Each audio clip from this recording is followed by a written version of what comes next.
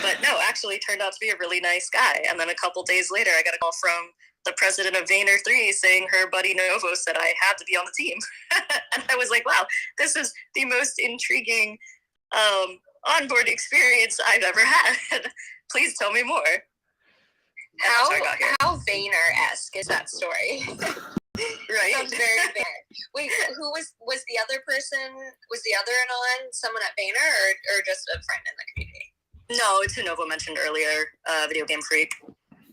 Oh, nice. Actually, and I don't know if this could be exposed or not. I think I was trying to get him to have Gartherly's job before we had Gartherly in there.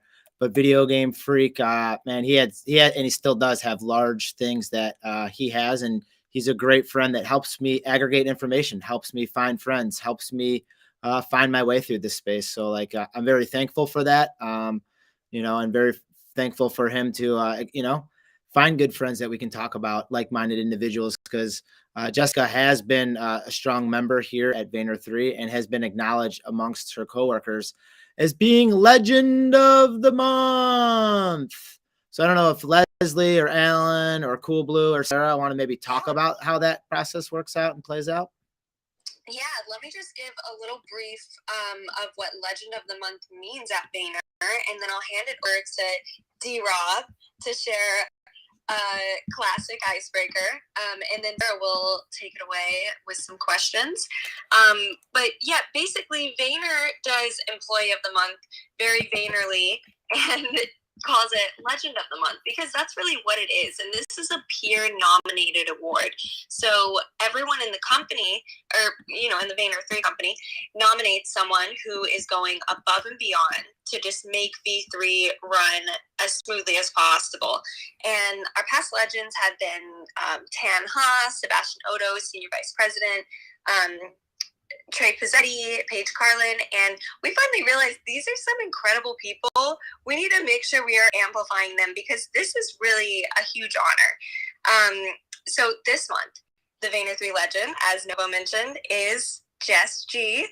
And some things team members said about Jess, this is the first time she's going to be hearing some of these, so I'm going to put her on the spot, share two things that people said about Jess. One was, working with Jess firsthand has shown me how quick she is to look for a solution when thrown curveballs. Super thoughtful and intentional with the creative and leadership decisions, and also is already way overdue for a Legend of the Month. So that was one thing. And Jess, this is the second one. Jess is the most incredible team member and team leader. She's always there for us. We need her to organize us and point us in the right direction, or if we just need someone who will listen. When video calls can be monotonous, she's a bright light and an enduring smile, a joy to work with every single day. That was literally Brad. You can probably hear it in my voice. Brad a smile to my face. And this is Jess, that we love working with you, and it's just, you're so well deserved to be legend. And with this title comes great responsibility, like a Twitter Spaces with Vayner3. And we want to hear about who you are and a little bit about how you did it, how you got here. So I'll pass it over to D-Rob to start with the most important question we'll be asking today. D-Rob, take it away. Obviously, the most important question is the thing that lives rent-free in your mind, Jess, like at all times, no matter how hard you try to get rid of it. Doomsday Prepping. I love it. So, like, they have, like, an emergency kit, like, set to go? I have an emergency kit, but I don't think I am worthy of the title of Doomsday Prepper yet because I do not have a bunker and an escape plan from my current location to that bunker yet. Working on it. I'm an aspiring Doomsday Prepper. Keyword yet. Yeah. I don't know what the stage before Doomsday Prepper is. I need to find out what that title is. Is there a specific Doomsday that you feel more prepped for than another one? Well, the boring one. Not, climate insecurity, but not the zombie apocalypse. I want to get more prepped for a zombie apocalypse. That would just be more fun. Jessica, I got goosebumps when you said that type of situation because I do prep for alien, ape, and zombie situations. I'd pretty much just yes. I don't know what I'd do. I think my family, we'd go somewhere, but we do have a plan. We do have a plan of action for it. And it does getting into greener pastures per se. But yeah, there is a alien, ape, and zombie scenario in that, because I do like watching movies and TV shows. What would you do in this scenario? That's why I think I love comic books, because like you're your own comic book hero in those type of apocalyptic scenarios. Oh heck yeah! What? I didn't know you're a comic book fan, Novo. What's your favorite comic? I would have to go with Hulk 181, first Wolverine for sure. Actually, my best friend and best man got that for our wedding gift. So that just shows where we are at in the hierarchy of things. I don't know if my wife per se likes it that much as far as a wedding gift. This is better than fine china. That's probably collecting dust. So yeah, Hulk 181 with the value stamp in there. For those of you familiar with that, there's a Marvel value stamp in those comic books that sometimes people clipped out to send in for bubblegum. And that clip out could be worth, I don't know, $100 or a couple $100 now if it's clipped out of that comic book. It's like buying pizza with BTC back in the day. Well, I was going to ask if Novo prepared for aliens, so I'm really glad that we got that answered. Thank you for that. And now we're going to pass the mic to our host today, Miss Sarah Humphrey, who is a copywriter over here at Beak, has worked with Jess on several occasions, and is one of our go-to Women in Web3 specialized hosts. So Sarah, take it away. Hello. First off, Jess, I already thought you were so cool beforehand, but now that I know that you have this whole game plan about an impending apocalypse, you are 10 times cooler. So that's that. Just when you think she couldn't get any better. I know, seriously. But that being said, you are also the creative director here at B3. You're a big artist, but what I want to know first and foremost is why art? Creative outlets, especially there's writing, obviously painting, graphic designing, all of that. Why art? Why is that a new outlet for you? Visual communication it's the language that I understand. It's what I speak. It'll probably take someone times longer to try to communicate what they're trying to say to me with words or written words or audio, but if you show me visually, I get it immediately, and that's just how my brain works. So I don't know any other way. It's visual art by necessity for my understanding of the world, for making it possible for me to make sense of the world. And I wouldn't necessarily say I'm an artist. I would say I'm a visual communicator. Okay. Yeah, and I love that, because I think especially with social media too, everything has evolved to really incorporate visual art as a main component of communication. So I think that's why people like you are so important in this space. And how do you think art has also evolved over time? Because obviously Web3 has obviously made its entrance into the space. And I mean, when you're scrolling on TikTok sometimes, you do find those people saying Web3 and NFTs are quote unquote destroying art. So I kind of want your hot take on that, and how you think Web3 has influenced art, and if it's for the better or for worse.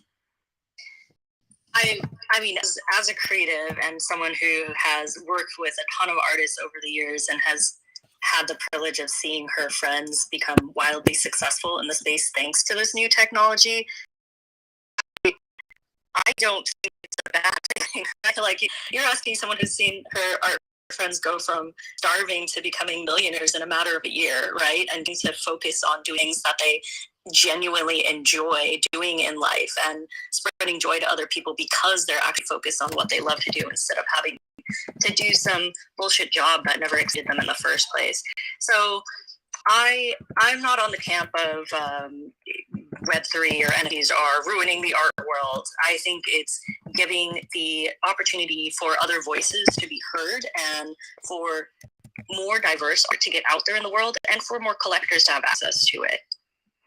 I would completely agree with you. But also, to play devil's advocate, what do you think the people who negatively think about, art and NFTs and Web3, why do you think they think that way? And what's one piece of advice or something you could tell them to like reframe what they think about Web3 and art?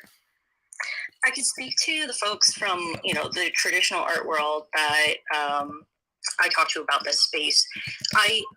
I think a lot of it comes from the way that they are applying an old-fashioned lens on this technology, and they're seeing it through their expectations and what their definition of art and who is allowed to, quote unquote, allowed to create art in the world that they've been brought up in the traditional art scene, and how they're used to having these gatekeepers in place, and maybe even they are used to having a say in who should not be considered successful as an artist. So when you take that lens and you see the power slipping out of your hands as a gatekeeper, as a curator, as someone who is used to dictating what is going to be the next successful art movement or artist, then naturally you're not going to feel great about something that completely rocks the foundation of what you've known for your entire career. I love that. And that's a hot take, but I completely agree with that. And I think it's definitely like shifting how we all view art in general. And, that being said, what is one of your favorite projects that you've been able to work on? And this can be inside the V3 world, but then also in your personal life as well. Favorite project, as in, are you talking like Web3 specifically, like NFT project? I just have this really stupid personal project that I do for stress relief, to relieve the anxiety of the day-to-day sheer mountain of work I have to get through. And this, I'm not just talking like Vayner, I'm talking everything. I take on a lot of stuff. I take very, maybe like more serious characters, and then I will make cute fat baby versions of them. It's like my way of taking a serious thing and making it look adorable and harmless, and that's what I have on right now. It's a little cute fat baby version of sappy seals. The seals were already really cute. This is all Alan's fault, by the way. Alan and Seb, they showed me these seals, and now I'm kind of obsessed. But well, can we rewind back to that? Sorry to cut you off. Like, you guys made it trend, right? Just by doing, was that the what'd you guys do? Like a banner or something behind your Twitter bios or something? No, I literally just tweeted, "Look what you made me do," and then That's what it was. And it was a picture of the seal that I had just bought. And I got some feedback from a few folks like, I don't think you know what you just did, Jess. But then it kind of took off and got a little nuts. But yeah, like most recently, that's the project that I've been having fun just doing my own playful versions of. But I'll usually take more serious subjects and make cute fat baby versions of them. I'm obsessed with that. I think that sounds like a project I want to get behind as well. So I love that. And kind of that being said too, what would you say is like a problem in the space right now? I know you touched a little bit on just how some people have like negative views of Web3 and art overall, just coming from a traditional art ground. But what's another problem, in the space that you would love to improve? Problem? I mean, you're talking to someone who's pretty excited about the whole space, so I don't know that I look at everything that's going on through the lens of problems, but something I'd be really excited about with the network getting on this and the technical solutions sitting on those networks, putting more time and attention and budget towards, is improving the user experience and user interface of their tools so that it's easier for us, here at Vayner, to onboard more people in the space and get our huge clients involved, right? Like, we're dealing with Fortune 500 companies that are used to the Web 2 world, where you can just take out your credit card or email a consumer. And now we're saying like, oh no, actually the consumer has to go find out how to buy crypto and set up a wallet and then go to this site and then click this button, read this contract, make sure they're not clicking anything bad. It's like a hot mess, right? And I think that is a huge area for improvement that I would love to see in the space pay more attention to. Mm-hmm. Yeah, and I love that positive spin on it, but completely agree. And kind of shifting the conversation a little bit to Alan, I want to know, what's it like working with the Legend of the Month? Damn, that's a big question right there. You know, I don't mind speaking from the heart, though. I mean, Jessica's the best boss that I've ever had, and you know, that's not just saying that. You know, just day to day, just makes coming to work an enjoyable experience. You know, it's very helpful and is not. You know, I think a lot of the corporations, they really draw a line in the sand of like, you know, we're a corporation. You know, you're just a person. Like, we're not going to be, you know, interested in your normal life or whatever. And Jessica's like become a friend.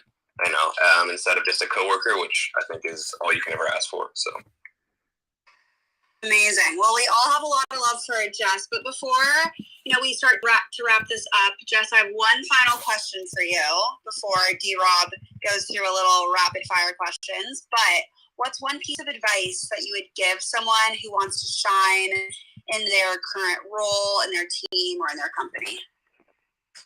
This is a tough learning for me because I historically am antisocial and a bit of a lone wolf, but working in Vayner 3 for the past year has really gotten me to come out of my shell and collaborate more and be more communicative with my teammates and over communicate, like they say, you know, quote unquote over communicate, which actually just turns out to be the right amount of communication. That has, I think, been what kind of pushed me over the edge of being just a decent teammate to have, when I realized that it's all about just making sure everyone is on board and moving in the same direction and that we're all going along together instead of just shooting off in one direction and just hoping everyone can catch up. We're actually taking the time to make sure everyone's along with me in whatever plan that I'm proposing is the advice I give to anyone who's, you know, shooting for this Legend of the Month situation. Amazing. Well, thanks so much, Jessica, for answering these questions, and I'll hand over the mic to D-Rob for some fun little questions that he has for you. For sure, but before I have ones that I already had planned, we have Hizzy who just tweeted out an actual really good question that I want to know as well. So, Jess, what universe would you like to live in? Like, of any fictional universe? That's a big question that we ask here a lot of times, and we want to hear your choice. Oh, man. Fictional universe. I mean, this is top of mind for me, but I've always been a fan of the Sandman series by Neil Gaiman. I like the world that he's crafted, the universe that he's crafted there. It's beautiful and so inventive and interesting and layered and complex. That's a universe I'd be happy to exist in. Love it. All right, so now some rapid fire questions. Which do you prefer, dog or cat? Birds. I knew that one. Nice. Which bird is your favorite of all of them? Parakeet. Isn't this true? Hold on a second. I'm sorry to interrupt there. Isn't it true you had a house that came with a bird or something like that? Or what was part of? I don't know where you got that. All right. I'm sorry. Safe to say that is not true. Unless we decide to make it true on this basis. You heard it here, folks. Now, okay. Jess, beach or mountains? Why not both? I like it. You know where you can get both? New Jersey. Shout out to my home state. No, I agree. Also Hawaii. Pretty much any place that you can get both beach and mountains is the place to be. Okay, favorite cocktail. What's your go-to? Oh, Spanish coffee. Easy. Ooh, nice answer. I like it. All right, this one. Wait, sorry. What's the difference between a Spanish coffee and an Irish coffee?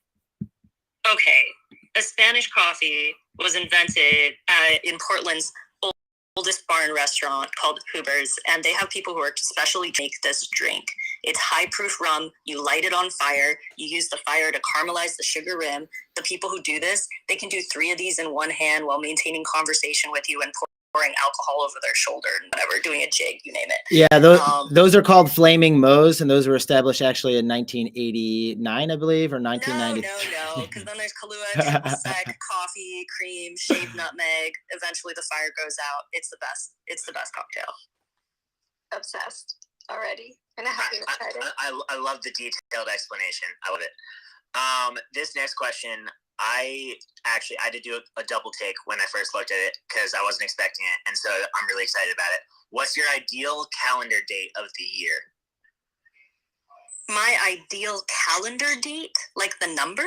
Yeah, like is it like February 2nd or like March 31st? Zero. I gotta know why you're excited about that question. Like, is there something you're expecting? No,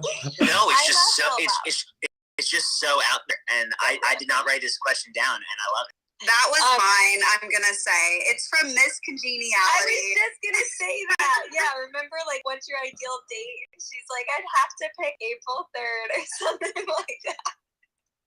Because it's not too cold, not too hot. Something like that. What's your ideal? All you need is a light sweater. Okay, it's whatever global parrot day. There's like an actual holiday that's parrot day. I forget what it is off the top of my head right now, but that is absolutely my favorite calendar day. Fantastic. I'm on it, guys. I'm Googling. It's May 21st, World Parrot Day, everybody. Thank you. World Parrot Day. I just say May 21st is actually a pretty day. You're starting to get into the summer. Solid choice. Yeah. I tried to beat her to it, but I went to Jimmy Buffett and sorry. Jimmy Buffett, parrot heads. See, solid concert choice.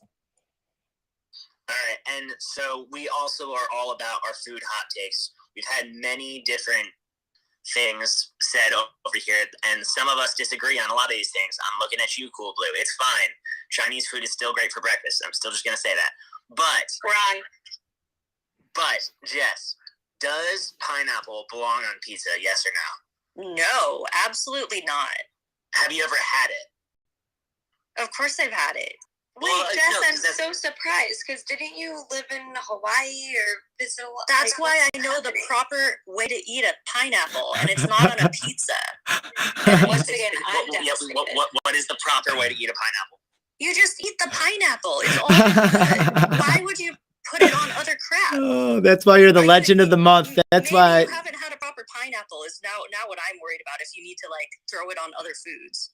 This is why I'll never be legend of the month. This is every single food hot take. I'm just the only odd blue out. Wait, so Cool Blue, you're all about pineapple on pizza? I mean, look, I'm not saying it's my first choice, but I'm saying if someone has pineapple on pizza and like they're serving it, I'm like, respect. I'll have two. That's just the vibe. That's just what it brings me. See, in Chicago, there's not too many pineapples, so it's like a delicacy. So putting it on pizza, pizza is just a staple. So, but try this. Don't knock this. Try this if you want to try something on this Friendly Friday. Is pineapple, jalapeno, and bacon. It's almost like a Caribbean jerk style pizza. So it's the sweet, the savory, the spicy, but the pineapple cools it off. I understand where you're coming from, Jessica, but it's could be a regional taste with the taste buds. But thank you for saying the best way to eat a pineapple is eat the pineapple. Maybe we'll make a POAP just for that. Just eat the pineapple. Hot take. Hang on, Novo. I need to clarify. Did you all the other ingredients you just listed? Are you saying they all go on one pizza together? This is another pizza situation. You got it. One slice has jalapeno, bacon, and pineapple. It's like a Caribbean jerk style pizza. I can't deal with Chicago's pizza scene. Let's go. I'm ready. I'm allergic to pineapple, so I'll take a pass. But you guys can go ahead and enjoy that as much as you'd like. So. I'm kind of on Jess's side for this one, but I can't eat it either way. So, Novo, any last comments? I think it's getting to wrap up time. Just want to say hi to Freddie Montero. Hizzy, I love the haircut. I love what you got going on. New PFP picture down there. I love it. Thank you guys for following. If you want to find, I want to do shout outs too for doing shout outs. Yeah, well, you better follow everyone on the stage. Hi to Yo-Yo. Thanks for joining us. Hey Jason, what's up? Hey Nico, love you all. Hey Nick. Amazing. Yep, gotta get the shout outs in because these are some incredible people we have here today. So glad we made time for that. And then I want to read one last quote as we close this out about Jess. One, Jess, thank you so much for being here today. Alan, thanks for being here today. Sarah, I mean, the questions today, like, had us talking. Thank you for being here today. D-Rob, CryptoNovo, as always. And without further ado, let me get into the quote and then mic drop it out. Well, we'll let Novo, you know how we end these spaces. But here we go. Jess always strives to deliver the best work and uplift and support her team. She's open, kind, supportive, and cares about our impact in the Web3 space, plus how we can shape the future. Thanks for all you do, Jess. Legend of the month. Aw, thank you all. And FYI, the only reason we're not attributing these to people is because these are anonymous. So if anyone does want to speak up and claim one of these, then go ahead, do it in our Slack channel. But yeah, other than that, CryptoNovo. Get those peace signs ready. It's for Jessica for being one of the most peaceful people in our V3 company. But not only that, just trying to make the systematic change. You heard it from her herself. Just trying to make those outlets for those artists. You know, the Web3 space can be an equalizer. We got to be the guardians of this space and make sure the proper people are to the forefront of it for everyone. So get those peace signs ready and have a friendly Friday. Can I say one thing really quick? You got it. Guardians of the space, Guardians of the Web3 galaxy. Who's it? New name? Love it. Hey, this is CryptoNovo saying stay positive and love life. Get those peace signs ready. Peace.